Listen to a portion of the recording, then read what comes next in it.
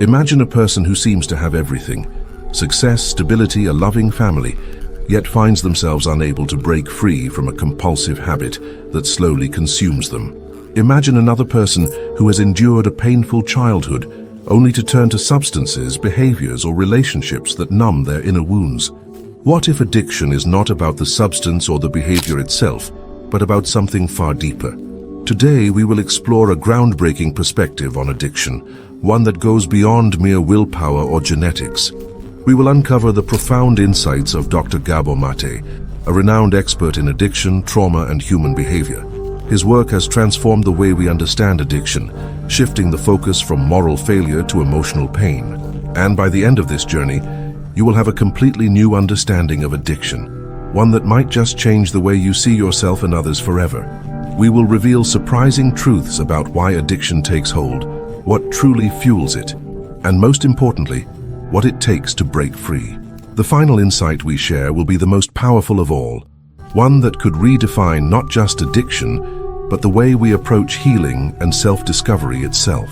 To truly understand addiction, we must let go of outdated beliefs. For too long, addiction has been seen as a choice, a weakness, or a defect of character.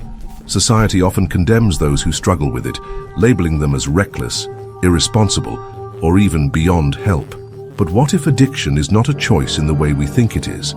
What if it is an unconscious attempt to solve a problem rooted in pain? Dr. Gabor Maté has spent decades working with people struggling with the most severe forms of addiction, from drug dependency to compulsive behaviors like gambling, overeating, and even workaholism. His research has led to a radical, yet deeply human conclusion. Addiction is not about the substance or the behavior itself, but about the pain that lies beneath it. Think about it. When do people reach for substances or engage in compulsive behaviors? It is not random. It happens in moments of stress, anxiety, loneliness, or emotional turmoil.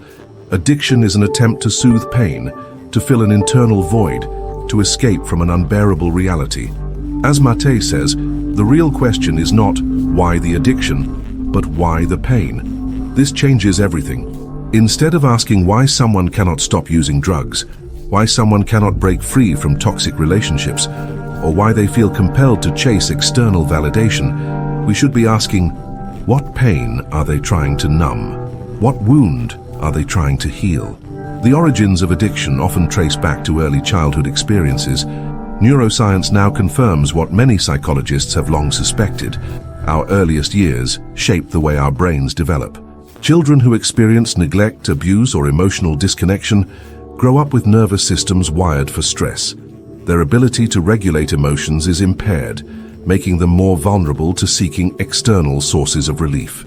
Maté explains that addiction is deeply connected to trauma, and trauma does not have to be extreme or dramatic. It is not just about physical abuse or life-threatening events. It can be as subtle as growing up feeling unseen, unheard, or unloved. A child who learns that their emotions are too much for others to handle, or that their needs will not be met, will develop coping mechanisms to survive. Sometimes those coping mechanisms evolve into addiction. Consider a child who cries but is ignored. Over time, they learn that expressing their emotions brings no relief. Their brain adapts, seeking ways to suppress distress. When that child grows up, they may discover that alcohol, drugs, food, or even constant achievement temporarily ease their discomfort. They feel relief, even if only for a moment. But soon, they need more. The cycle begins. And this is why addiction is not simply about pleasure. It is about relief. People do not become addicted because they want to feel good. They become addicted because they cannot handle feeling bad.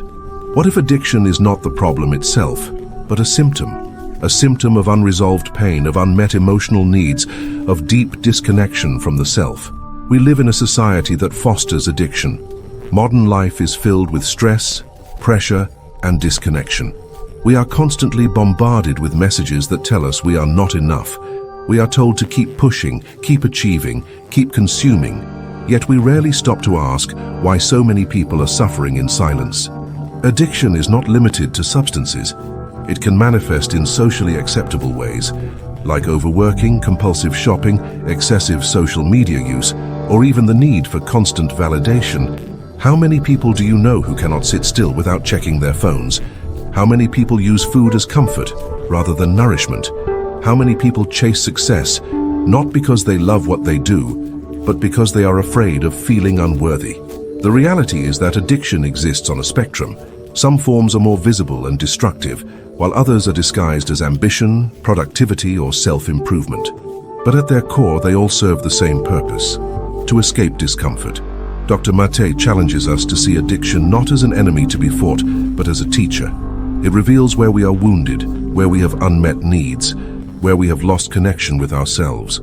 Instead of asking, "How do I stop this addiction?" perhaps the real question is, "What is my pain trying to tell me?" And this leads us to a profound truth, one that has the power to reshape everything we thought we knew about addiction. We will uncover this in the next part. If addiction is an attempt to escape pain, then true healing does not come from punishing the addict, but from understanding the suffering that drives the behavior. This changes everything. Instead of asking, "How do we make people stop?" we should be asking, "How do we help people heal?" Dr. Gabor Maté argues that the most effective way to address addiction is through compassion, not judgment. He challenges the common approach of criminalization and shame, showing that these only deepen the wounds that fuel addictive behaviors. Instead of seeing addiction as a failure, he invites us to see it as a response to suffering, a desperate attempt to find relief in a world that often does not provide it. Consider this: a person who turns to drugs is not seeking destruction. They are seeking relief. A person who engages in compulsive behaviors is not trying to ruin their life. They are trying to manage unbearable emotions. When we understand this, we can begin to shift our perspective, not just on addiction, but on human nature itself. Studies on childhood trauma reveal a staggering truth. The more adversity a person faces in early life, the higher their risk of addiction. Research from the Adverse Childhood Experiences, ACE study, found that those with multiple childhood traumas are far more likely to struggle with substance use, mental health issues, and even chronic illness later in life. This is not a coincidence.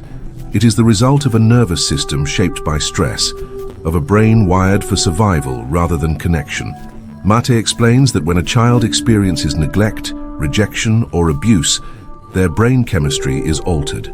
The stress hormone cortisol floods their system, affecting the development of key areas of the brain responsible for emotional regulation, impulse control, and decision-making. Over time, this creates a heightened sensitivity to stress and a lower threshold for discomfort, conditions that make addiction far more likely. But it is not just severe trauma that leads to addiction. Even seemingly small experiences can shape the way we cope with pain. A child who grows up feeling unseen or unworthy may develop a deep sense of emptiness. They may learn that their needs do not matter, that their emotions are too much for others to handle. When they become adults, they might seek external sources of validation, whether through substances, relationships, or work, to fill that void. And here is where the real challenge lies. Most people who struggle with addiction do not realize that they are carrying emotional wounds. They see their compulsions as personal failures rather than symptoms of deeper pain. Society reinforces this belief, telling them they simply need more willpower, more discipline, more control. But Maté's work reveals a different truth. Addiction is not a failure of the individual. It is a survival mechanism, one that developed as a response to deep and often unacknowledged pain. So how do we break free? How do we begin to heal? Not just from addiction, but from the underlying wounds that drive it. First, we must shift from self-judgment to self-inquiry. Instead of asking a "why can't I stop?" we should be asking a "what am I running from?" Instead of blaming ourselves, we must learn to recognize our pain with compassion. Healing does not begin with discipline. It begins with understanding. One of the most powerful insights from Maté's work is that true healing comes from reconnection with ourselves, with our emotions, and with others. Addiction thrives in isolation. It feeds on disconnection. When we feel unseen, unheard, or unworthy, we turn to external sources to soothe our pain. But when we begin to connect deeply with our inner world, with our past, and with those who truly support us, healing becomes possible. Consider this. The opposite of addiction is not simply sobriety. The opposite of addiction is connection. This is why traditional approaches to addiction treatment often fail. Programs that rely solely on punishment or abstinence do not address the core issue. They focus on the behavior rather than the cause. But when we create environments of safety, where people can explore their pain without fear of shame, transformation becomes possible. Dr. Maté has worked extensively with some of the most marginalized communities, people struggling with severe addiction, homelessness, and trauma. In his experience, the most effective interventions are not those that impose control, but those that offer understanding. When a person feels truly seen and heard, their need for self-destructive coping mechanisms begins to diminish. This is true not only for those struggling with addiction, but for all of us. How often do we numb ourselves without realizing it? How often do we distract ourselves with work, social media, or entertainment just to avoid uncomfortable feelings? Addiction exists on a spectrum, and in many ways we all experience it in different forms. The key to healing is learning to sit with our emotions rather than running from them. This does not mean drowning in pain. It means creating space for our emotions to be felt, understood, and processed in a healthy way. Maté teaches that healing requires self-compassion. It requires us to look at ourselves not with blame, but with curiosity. What drives our behaviors? What pain have we been carrying? What would happen if instead of suppressing our emotions, we allowed ourselves to truly feel them? And this leads us to a powerful truth, one that challenges everything we thought we knew about overcoming addiction. In the next part, we will explore the deepest and most transformative insight of all, the role of self-awareness and emotional healing in breaking free from addiction's grip. If addiction is rooted in pain, then healing is not about willpower. It is about self-awareness. This is the key insight that changes everything. Without understanding what fuels our compulsions, we remain trapped in the cycle, mistaking the symptom for the cause. But when we turn inward and ask, "What is my pain trying to tell me?" we open the door to real transformation. Dr. Gabor Maté teaches that self-awareness is the foundation of healing. Without it, we are like ships lost at sea, drifting wherever our unconscious patterns take us. With it, we begin to see the invisible forces shaping our behaviors. We begin to understand why we react the way we do, why we seek escape, why we return to the same habits despite knowing their cost. Imagine standing in front of a mirror, but instead of seeing your physical reflection, you see the emotions, fears, and memories that have shaped your life. What would you notice? What patterns would become clear? Many people go through life unaware of the deep emotional imprints left by their past. They see only the surface, the addiction, the anxiety, the need for control, without recognizing the deeper wounds beneath. Maté argues that addiction is, at its core, a loss of connection with the self. The more disconnected we are from our true emotions, the more we seek external relief. This is why healing begins with awareness. Awareness of our emotions, our triggers, and the stories we have unconsciously carried since childhood. One of the greatest barriers to healing is our fear of feeling. Many people fear that if they allow themselves to truly feel their pain, it will overwhelm them. But Maté reminds us that emotions do not destroy us. What destroys us is our resistance to them. When we suppress our feelings, they manifest in other ways: anxiety, depression, addiction, and even physical illness. But when we allow ourselves to acknowledge our pain, we take the first step toward freedom. Think about the last time you felt emotional discomfort. What did you do? Did you sit with the feeling, allowing it to be processed? Or did you distract yourself by scrolling through your phone, eating, drinking, or working harder? Most of us have been conditioned to avoid our emotions. We have learned to fear sadness, to suppress anger, to numb loneliness. But what if our emotions are not the enemy? What if they are trying to guide us toward healing? Maté suggests that addiction is often the result of emotional suppression. Many people who struggle with addiction were once children who were not allowed to express their pain. They learned that their feelings were too much for the world to handle, so they buried them. But emotions do not disappear. They resurface in other ways, through anxiety, self-doubt, and the constant search for relief. So how do we reconnect with ourselves? How do we begin the process of healing? First, we must cultivate emotional honesty. This means recognizing our true feelings without judgment. It means allowing ourselves to say, "I feel sad, I feel afraid," or "I feel unworthy," without pushing those feelings away. This can be uncomfortable at first, but it is essential. Healing does not happen in avoidance. It happens in awareness. Second, we must learn to meet our own needs. Many people turn to addiction because they were never taught how to comfort themselves in healthy ways. They reach for substances, relationships, or achievements to fill an inner void. But true healing comes from learning to nurture ourselves, to give ourselves the love, care, and attention we may not have received in the past. Third, we must practice self-compassion. One of the biggest obstacles to healing is shame. People who struggle with addiction often carry deep guilt, believing they are flawed or broken. But Maté emphasizes that addiction is not a personal failing. It is a response to suffering.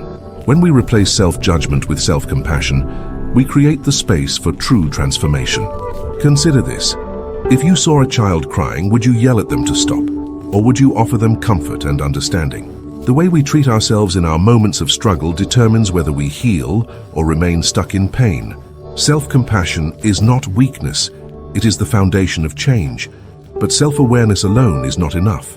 Healing also requires connection. We do not heal in isolation. We heal in relationships with others who see us, support us, and remind us of our worth.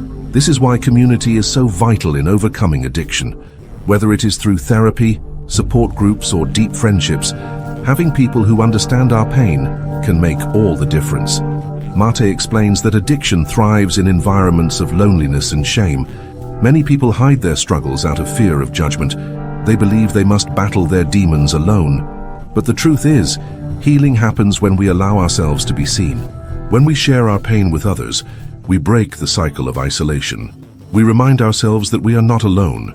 Think about your own life. Are there people you can turn to when you are struggling? Do you allow yourself to be vulnerable, or do you keep your pain hidden? The path to healing is not about perfection. It is about connection with ourselves, with our emotions, and with those who can support us. And this brings us to the final and most powerful insight of all. What if addiction is not just about escaping pain, but about searching for something deeper? What if, at its core, addiction is a misguided search for meaning, for love, for wholeness? In the final section, we will uncover the ultimate key to healing, the one truth that can transform not just addiction, but our entire understanding of human suffering. If addiction is not just about escaping pain, but about searching for something deeper, then healing is not just about breaking a habit. It is about rediscovering who we truly are. This is the ultimate insight that Dr. Gabor Maté offers us. Addiction is not merely a disease or a disorder. It is a call from within, a signal that something vital is missing in our lives. Think about it. When people describe addiction, they often talk about an emptiness they cannot fill, a longing they cannot satisfy. They chase pleasure but never find lasting joy. They seek relief but never feel truly at peace. Why? Because addiction is not just about the substance or behavior. It is about a hunger for meaning, for love, for wholeness. Maté argues that at the root of all addiction is a deep disconnection from the self. When we are not in touch with who we truly are, when we suppress our emotions and silence our inner voice, we create a void. Addiction steps in to fill that void, offering temporary relief but never true fulfillment. The real question is not why the addiction, but why the pain? And even beyond that, why the disconnection? Consider this. Every human being is born with an innate need for love, connection, and purpose. As children, we look to our caregivers for safety and validation. When those needs are met, we develop a sense of security, a belief that the world is a safe and loving place. But when those needs are not met, when we experience neglect, rejection, or trauma, we internalize a different message. I am not enough. I am not lovable. I must be something other than who I am to be accepted. This belief shapes everything.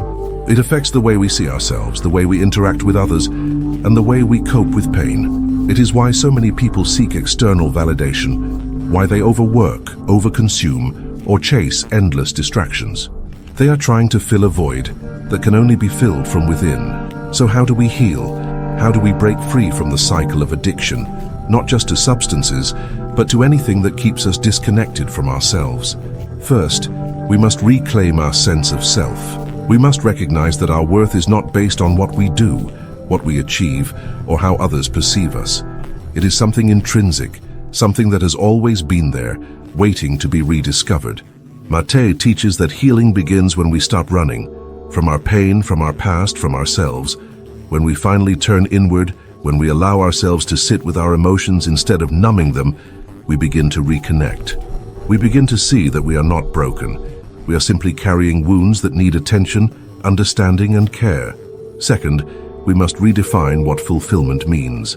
Society teaches us to seek happiness in external things, success, wealth, status. But true fulfillment comes from something much deeper, from connection, from authenticity, from living in alignment with who we truly are. The more we suppress our true selves, the more we seek substitutes. But when we begin to embrace our emotions, our needs, and our unique path in life, the pull of addiction weakens.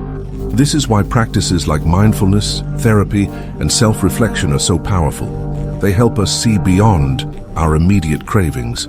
They teach us to observe our thoughts and feelings without being controlled by them. They remind us that we are more than our impulses, that beneath the surface, there is a part of us that is whole, resilient, and capable of healing. And finally, we must embrace connection, not just with ourselves, but with others. The greatest misconception about addiction is that it is a personal failing. But the truth is, addiction thrives in isolation. Healing happens in community. When we surround ourselves with people who see us, support us, and remind us of our worth, we begin to rewrite the stories we have carried for so long. Imagine what would happen if, instead of punishing addiction, we sought to understand it. Imagine if, instead of shaming those who struggle, we created spaces where they could heal.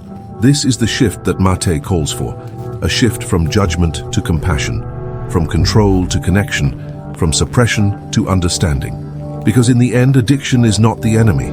It is a messenger.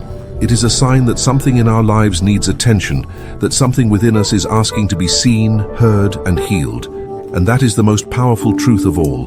Healing is possible.